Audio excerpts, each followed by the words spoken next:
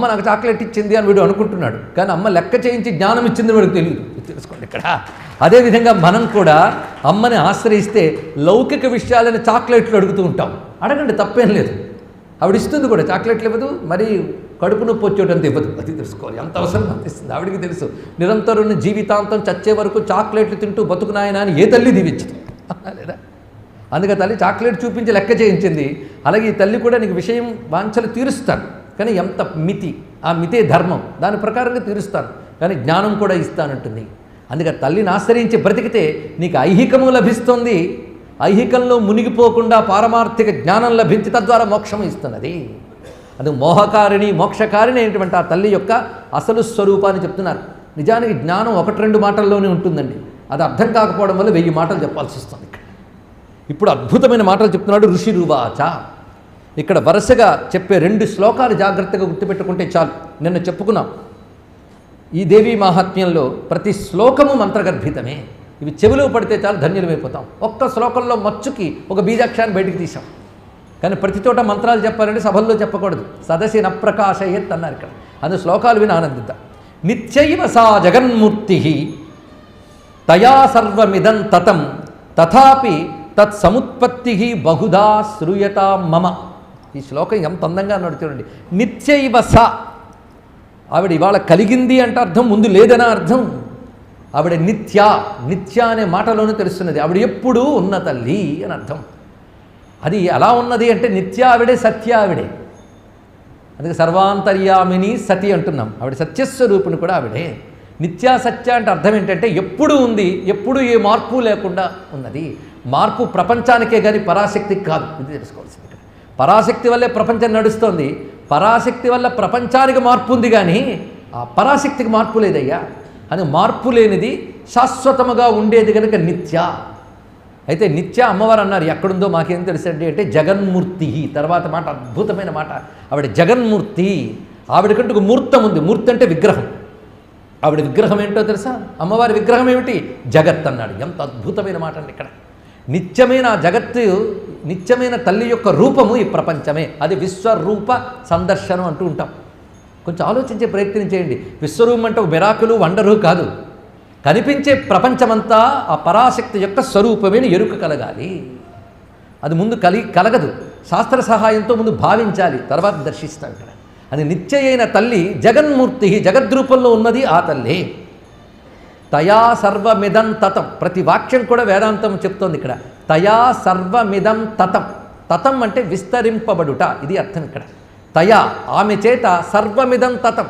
ఈ జగత్తంతా ఆమె చేతనే వ్యాపించబడి ఉన్నది. ఇది చెప్తున్నారు ఇక్కడ. అంటే జగత్తులో మన అనేక ఉపాధులు చూస్తున్నాం. సూర్యుడు, చంద్రుడు, మబ్బులు, ప్రకృతి, చెట్లు, చేమలు, జీవులు, రకరకాలు చూస్తున్నాం. కానీ రకరకాల జీవులు ఎందంతటా ఆవిడే వ్యాపించిపోయినప్పుడు రకరకాల జీవకోటితో, ప్రకృతి శక్తులతో ఉన్న ప్రపంచమంతా ఎవరి రూపం అవుతుంది? ఆమె రూపమే అవుతున్నది ఇక్కడ. ఇది వివరిస్తున్నారు ఇక్కడ. అందుకు ఒక్కొక్కటి నిత్య జగన్మూర్తి తయా సర్వమిదం తతం. ఈ వాక్యం చాలా ముఖ్యమైనది. ఆమె చేతని ఈ ప్రపంచమంతా వ్యాపించబడి ఉన్నది. ఇదే అంతర్బహిష్ట తత్సర్వం వ్యాప్య నారాయణ స్థిత అంటున్నాం ఇక్కడ. లోపల వెలుపల కూడా ఆమె వ్యాపించి ఉన్నదయ్యా. ఇక్కడ మనకి విద్యుత్తును చూస్తున్నాం, మైకును చూస్తున్నాం, ఫ్యానును చూస్తున్నాం. వేటి పని వాటిదే.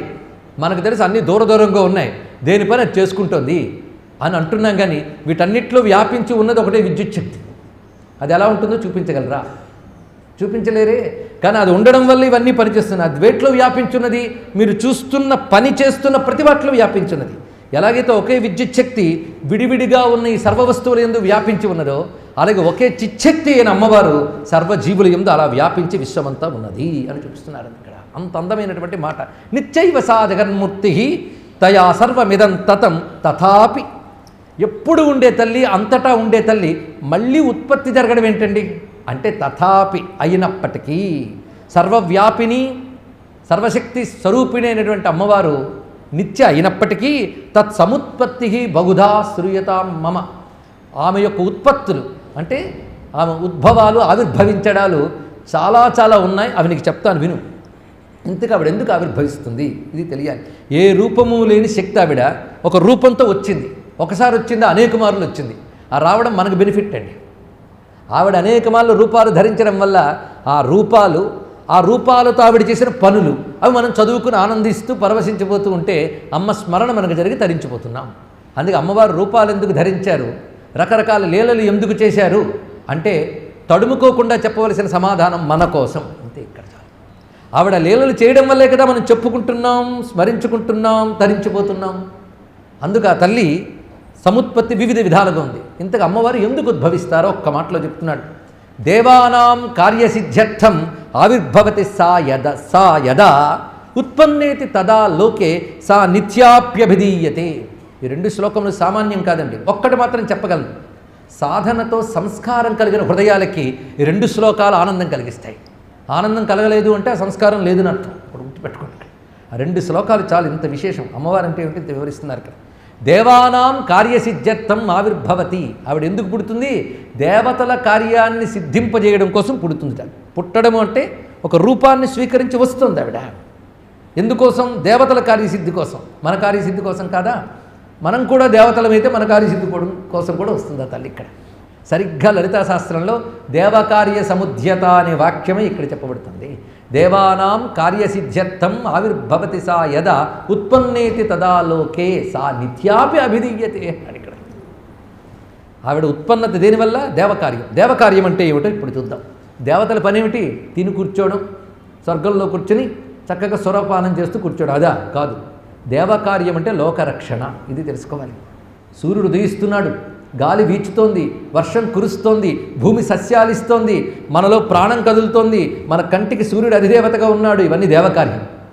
దేవకార్యం కాకపోతే కళ్ళు పనిచేయవండి. సూర్యుడు అనే దేవత ఉండాలి. నాలుగు పని చేయాలంటే వరుణుడు అనే దేవత ఉండాలి. వాక్కు పని చేయాలంటే అగ్ని అనే దేవత ఉండాలి.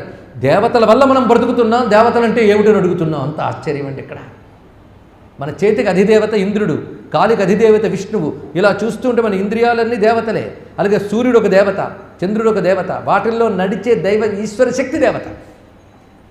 అలాంటి దేవతలు వాళ్ళ పని ఏమిటి? లోక కళ్యాణం, లోకరక్షణ వాళ్ళ పని. ఆ సూర్యుడు అనే దేవత లేకపోతే మనకు వెలుగు లేదు. అగ్ని అనే దేవత లేకపోతే ఎన్నో పనులు లేవు. జలం అనే వరుణుడి దేవత లేకపోతే ఏమీ లేవు. కనుక ఇవి దేవకార్యములు అంటే విశ్వనిర్వహణ. ఇది తెలుసుకోవాలి. దేవకార్యం అంటే విశ్వనిర్వహణ, విశ్వరక్షణ. ఆ విశ్వనిర్వహణ, విశ్వరక్షణ చేస్తున్న దేవతలకి ఆ శక్తి అమ్మవారే ఇచ్చారు. కానీ అసుర శక్తులు వచ్చి వాళ్ళని ఆక్రమించినప్పుడు ఈ దేవతలు అమ్మవారిని ఆశ్రయిస్తే లోకరక్షణ చేస్తున్నారు గనక వారిని అనుగ్రహిస్తుంది ఆ తల్లి. కనుక దేవకార్యం అనగా లోకరక్షణ. ఆ లోకరక్షణ కోసం అమ్మవారు ఉత్పన్నురాలు అవుతున్నారు. ఇది తెలుసుకోవాల్సింది ఇక్కడ.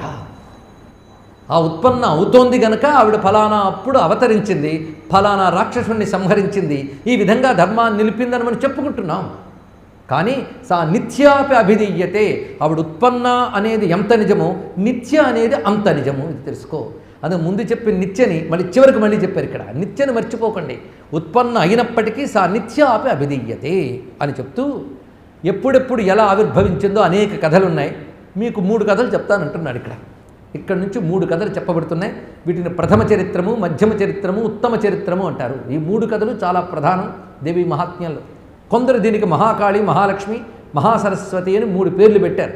ఇవి తర్వాత వచ్చిన మంత్రశాస్త్రంలో చెప్పబడ్డవే కానీ దేవి మహాత్మ్యంలో వ్యాసుడు చెప్పలేదు. తెలుసుకోండి ఇక్కడ.